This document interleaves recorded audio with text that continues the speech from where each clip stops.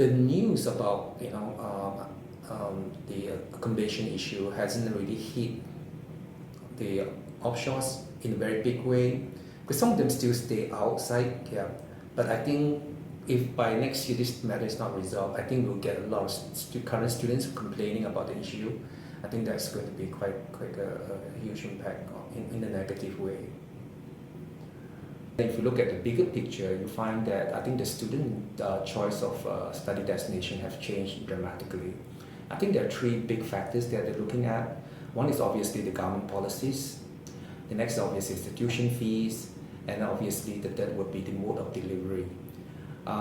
If I can expand on the first two items, which is the government policies, I think if you look at UK, I think changing the dependent option for the students, and then if you look at the tuition fees of Australia versus UK and US, which is Australia obviously at the higher end, and then the other thing is the online mode, which came about because of the pandemic.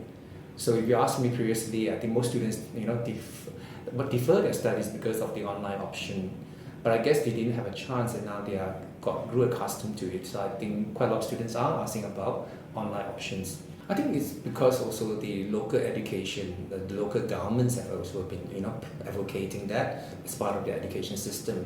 So I guess the students grew accustomed to it. Initially, obviously, it was such a big turn off because the Wi-Fi connection was not fantastic, the time differences was arduous and so on. But I think they grew accustomed to it.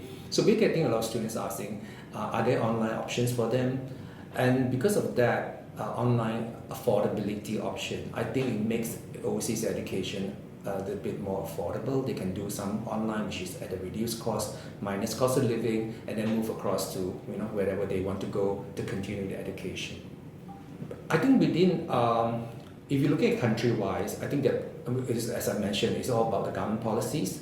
So I think that actually have a strong bearing on where they choose to study. In terms of locations, whether Melbourne, Sydney, or Perth, I think again it depends on the federal as well as the local government options. Like Western Australia just have this subsidy for international students that might pull the students to one end.